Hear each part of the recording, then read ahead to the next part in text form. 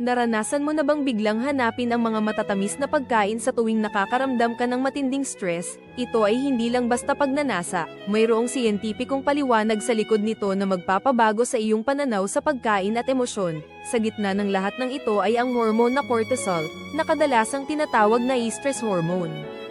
Kapag tayo ay nasa ilalim ng stress, ang ating katawan ay naglalabas ng cortisol bilang bahagi ng natural na tugon sa panganib, ngunit, ang labis na cortisol ay nakakaapekto sa isang komplikadong sistema sa ating utak, ang HPA axis, na nagpapadala ng maling senyales sa ating katawan. Ang labis na cortisol ay nagpapataas ng ating pagnanasa sa mga pagkaing mataas sa asukal at taba, dahil nagbibigay ito ng mabilis na comfort at enerhiya, ngunit ito ay panandalian lamang. Ito ang dahilan kung bakit pakiramdam natin ay gutom tayo kahit busog na, at patuloy tayong naghahanap ng matamis. Ang pag-unawa rito ay ang unang hakbang upang makontrol ang ating mga cravings at pangalagaan ang ating kalusugan. Huwag hayaang kontrolin ng stress ang iyong kinakain.